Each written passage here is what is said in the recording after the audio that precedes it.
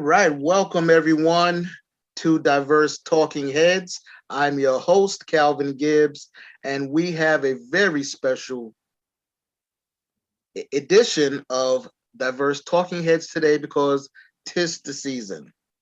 And we have learned, we have observed over the years that not everybody is inclusive during the holidays. We have with us today Dan Mendelovitz, Charles Ramsey, and Amy Rath. And today we're going to talk about some traditions in our families. And we're going to share them with you. And hopefully, when you hear this podcast episode, you will go out and share your family's traditions with some other people. Because as we learn, as we grow, as we share, we become a stronger and better community. So I am going to, I should say this as well. We're also going to play some video as we go along tonight, some audio of each of the panelists and their thoughts on sharing their Christmas holidays with you. So we're going to start with being inclusive over the holidays. Your thoughts, panelists, on how we can be more inclusive over the holidays. We know there's Christmas, there's Hanukkah, there's a couple of Hindu celebrations going on as well. At the end of the month, we have Hanukkah, and going into the New Year's, different things going on. But how can we as individuals be more inclusive over the holidays? I know that when I worked in corporate America, and we would have a quote unquote holiday party.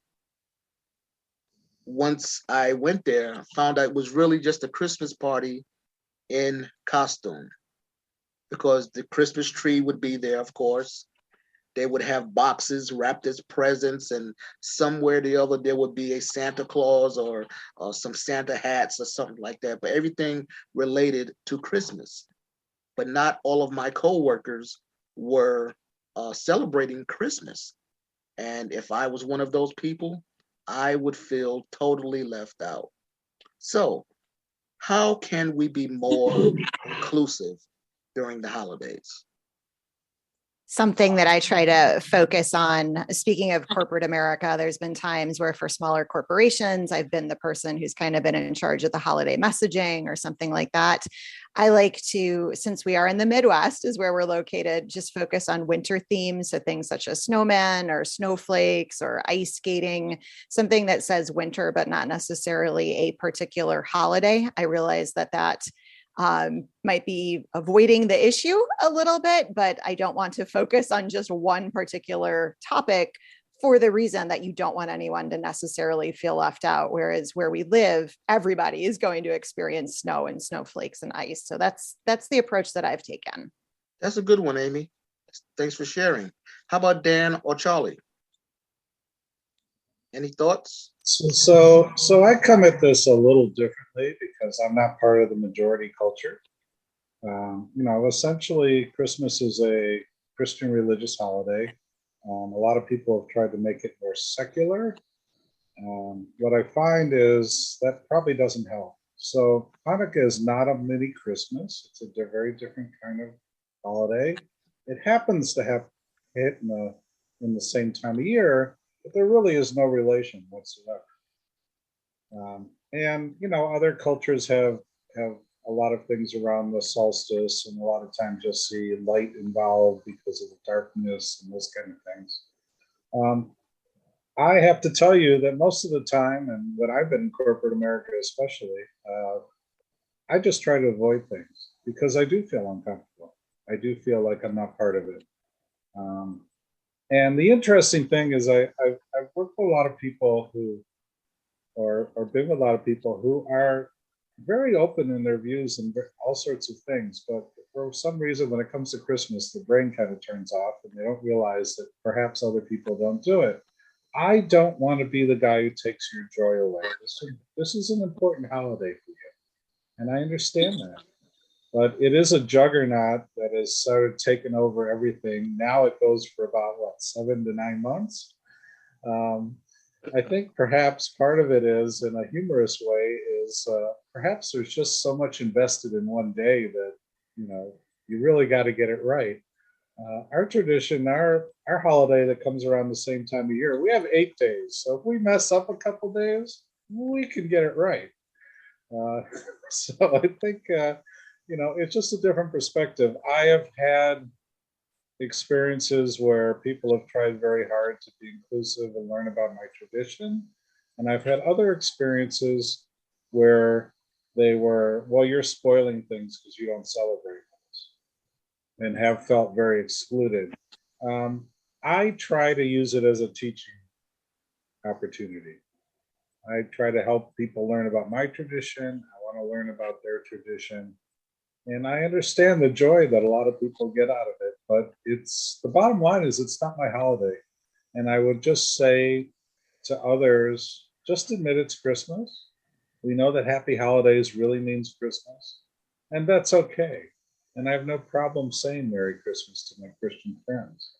Um, but the inclusion, I think, comes in just being aware there is something else there, and not to push on the people, but I think if we can find ways to educate on both sides and just learn about each other's traditions, the human condition can be very rich. And those are some of the things that I've come across. All right. Very thoughtful, Dan. Very Yeah, going thoughtful. off. Yeah, going off what Dan said there.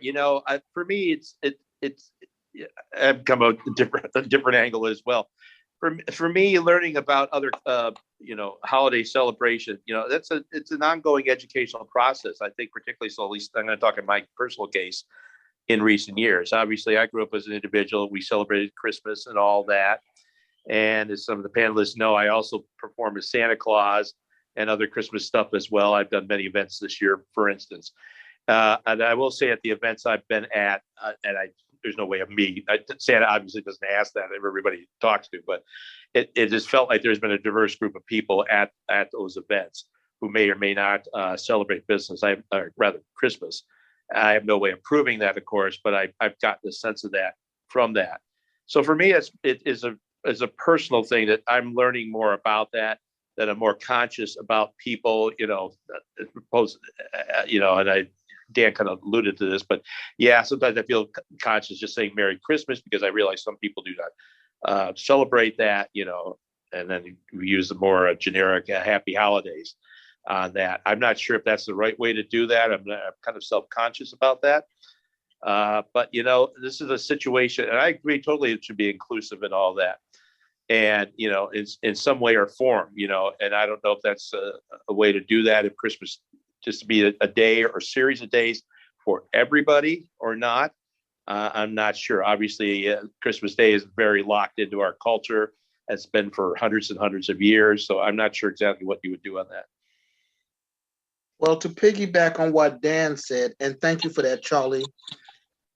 I bet Dan have said a Merry Christmas to more people than turned around and said Happy Hanukkah to him.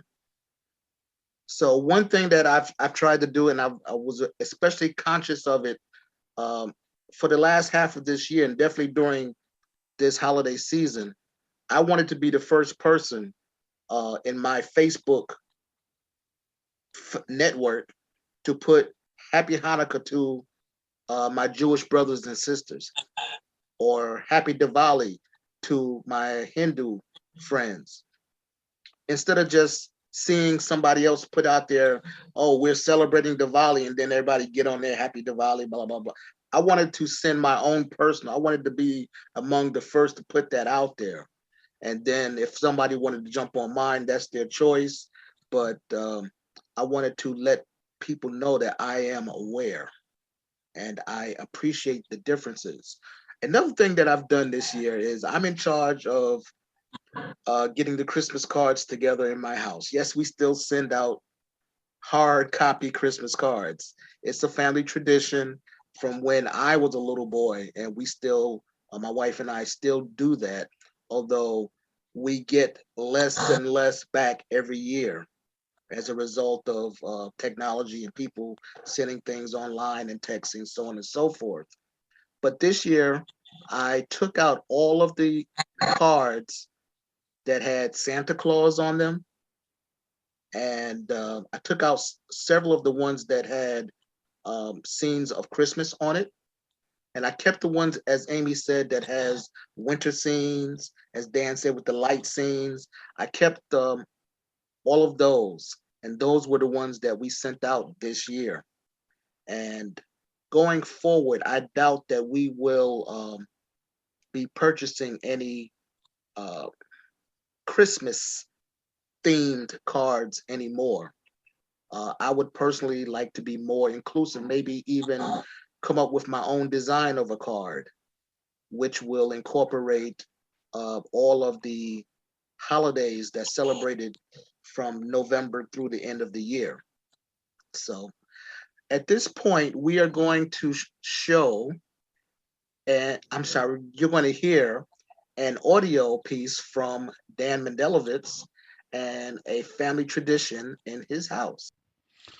One of our special traditions for the holiday of Hanukkah is we like as a family to make the latkes, the Livy the potato pancakes.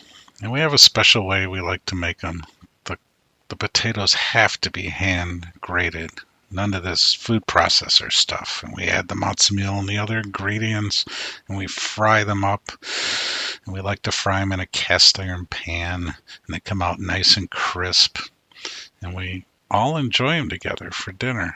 And we put sour cream on them. Some people like to put some applesauce, but the whole idea is to really do it as a family. And this is a tradition I've been doing for most of my life. I took the recipe that my mother gave to me and I taught it to my son, and he makes them even better than I make them now. But we're still carrying on the tradition. And it's fun, and it's very much part of the Hanukkah celebration, where you traditionally eat things that are made in oil. And I look forward to doing it again every year. Wow, Dan, that sounds really good. Tell me more about the tradition of things being cooked in oil. Besides the potato pancakes, what else does your tradition um, recognize this time of year? So according to this story, Hanukkah is really a holiday of national liberation. We took back our country from the Greeks who ruled in the area, rededicated the temple, brought reinvigorated. But there's also a legend that in the temple there was a menorah that was kept lit most of the time, and it used a special oil that was consecrated and specially prepared. And they said they found only one vial left that could only last for a day. And by some miracle, it lasted 8 days. Now, what they used to burn back then was olive oil, before candles. But so the tradition became to cook things in oil. So some do. It also depends on what part of the world the Jews were living at the time and what they could get a hold of. So